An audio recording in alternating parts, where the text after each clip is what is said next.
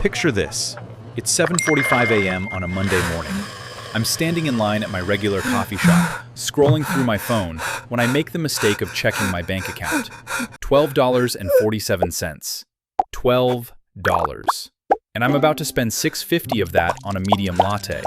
So I do what any rational person having a mental breakdown would do. I open my transaction history, and there it is. $6.50, $6.50, $6.50. Every single day for the past 30 days. That's $195 on coffee. Meanwhile, my savings account balance, $0.00. But hey, at least I got my caffeine fix, right? My name is Barry Blues. And if you've ever looked at your bank account and thought, where the hell did all my money go? This video is for you. Here's the thing nobody tells you about being broke. It's not one big mistake. It's 1,000 tiny ones, every single day. You wake up, go to work, get paid, pay your rent, pay your car, pay your credit card, buy groceries, buy gas, grab that coffee, order takeout because you're too tired to cook, and then 2 weeks later, you're broke again. Next paycheck comes. Rent, car, credit card, groceries, gas, coffee, takeout, broke. Rent, car, credit card, groceries, gas, coffee, takeout, broke.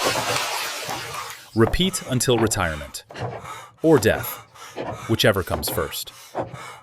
So one night, at 3 a.m., staring at my ceiling, drowning in $17,000 of credit card debt, I decided, I'm done being stupid with money. I started watching those finance videos. You know the ones. The guys in suits yelling at you to wake up at 4 a.m. and drink kale smoothies. Stop yelling for 1 second. No thanks. But then I found some advice that actually made sense. No yelling, no judging, just math. Cold, brutal, beautiful math. And it turns out I wasn't fighting one money problem. I was fighting 4 invisible enemies. Let me show you. Enemy number 1. The things slowly draining your bank account that you don't even notice. I call them the invisible leaks. So I did something I'd been avoiding for years. I tracked every single dollar I spent for 1 month. And let me tell you, it was horrifying. Coffee, $195. Streaming services I forgot I had, 15 for Netflix, 12 for Spotify, 10 for that gym membership I used twice in January. That's $37 every month for things I'm not even using. But wait, there's more. Delivery fees, $3.99. Service charges, $2.50. Convenience fees, $1.99. And here's the real kicker, inflation. That sandwich I used to buy for lunch, 2 years ago, $8. Last month, $12. Same sandwich, 50% more expensive. Oh, my portfolio. I don't even have a portfolio yet. So here's what I did. And I'm going to be honest, it felt weird at first. I set up a simple tracking app. Took me 10 minutes. And then I checked it. Every single week. Not every day. That'll drive you crazy. But once a week, I'd look at where my money actually went. You cannot manage what you do not measure. Within 2 months, I cut out $250 of nonsense I didn't even know I was wasting. $250 every month. That's $3,000 a year, just from noticing. Enemy number 2. That first $100,000 feels impossible. And I'm not going to lie to you, it is hard. Because here's what nobody tells you about compound interest. In the beginning, it feels like nothing is happening. Let me show you what I mean. Let's say you save $250 every month, and you invested in something boring that returns 7% a year. Year 1, you'll have $3,060. $3,000. after a whole year of sacrifice. Wow. At this rate, I'll be rich by the time I'm 90. But here's where it gets interesting. Year 5, 17,800. Year 10, 43,400. Year 15, $79,000. I can see the 100K from here. Because compound interest doesn't work in a straight line. It's a curve. The first 50,000 takes forever, but the next 50,000, half the time. And then the next 100K after that, even faster. Want to know my biggest regret? I'm 35 years old. When I was 25, you know what I said? I'll start investing when I make more money. If I'd started at 25 with just $200 a month, I'd have over $80,000 right now.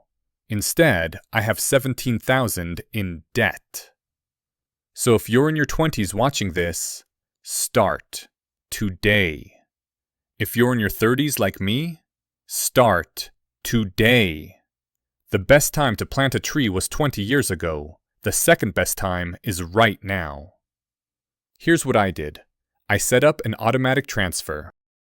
Every payday, $250 goes straight from my checking account to my investment account. I don't think about it. I don't decide. It just happens. Like paying rent. Like paying my electric bill. Except this bill, I'm paying my future self. Enemy number 3. Not understanding the difference between good debt and bad debt. Okay, this one messed with my head for years. Because everyone says debt is bad. Stay away from debt. Never go into debt. But then how is anyone supposed to buy a house? Turns out, not all debt is created equal. Here's the difference. Bad debt is borrowing money to buy something that loses value. Like that 75-inch TV I put on my credit card at 24% interest. $5,000 TV. After 2 years of minimum payments, I paid $7,200. And you know what that TV is worth now? $500. Maybe. I paid $7,000 for a $500 TV. Now here's good debt. A mortgage. Let's say 3.5% interest. To buy a house that goes up in value over time. The average homeowner has a net worth of $255,000. The average renter? $6,000. That's not a typo. $255K versus $6K. But, and this is a big but, good debt doesn't mean you should buy the most expensive house the bank will approve you for. I almost made this mistake. The bank said I could afford a $500 house. I make $60,000 a year. That would have destroyed me. The rule? Your housing costs should be less than 28% of your gross income. For me, that's a house around $300,000. Is it my dream house? No. But do I sleep at night without panic attacks? Yes. So here's my debt strategy. Step 1. Kill the credit cards. 24% interest is insane. Step 2. Build a small emergency fund. $1,000. Then 3 to 6 months of expenses. Step 3. Then, and only then, consider using good debt to buy assets. House. Education that actually increases your income. Business. That's it. Enemy number 4. Confusing investing with gambling. Oh man, this one almost got me. You know how it goes. You're scrolling through Reddit. Some guy just made $50,000 on a meme stock. YOLO! To the moon! Diamond hands! And you think, I could do that. So I put $1,000 into a hot tip cryptocurrency. Not because I researched the technology, but because a stranger on the internet told me to. 1 month later, $100. 90%. Gone. Oh, my portfolio. Here's what I learned the hard way. Buying an asset just because you see green candles is not investing. Gambling is when you don't understand what you're buying, you can't afford to lose the money, and you have no exit plan. Investing is boring. It's slow. It's a diversified index fund that you hold for 10 plus years. You want to know what happened to that same $1,000 I put in the S&P 500 index fund? Year 1? $1,070. Yeah, $70. Not exciting. Year 10?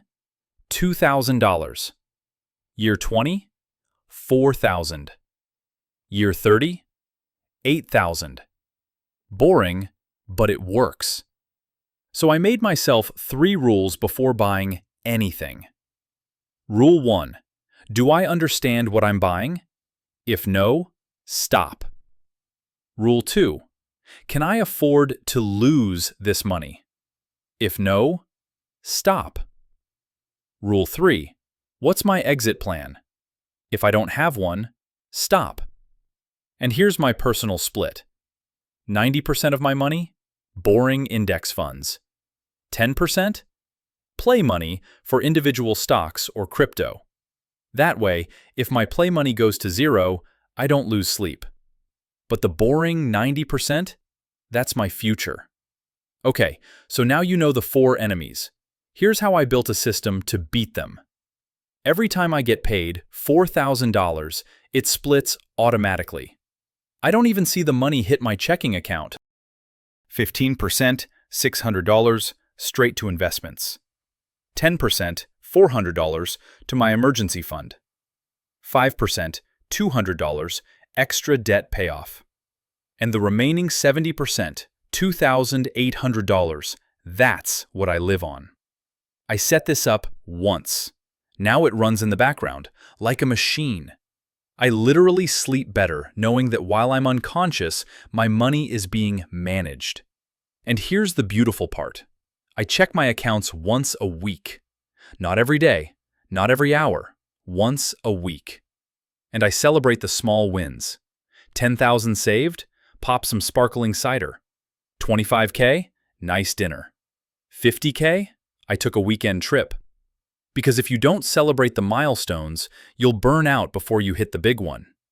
I'm not going to sugarcoat this. Year 1, I was frustrated. I've been doing this for a year, and I only have $3,000? This is pointless.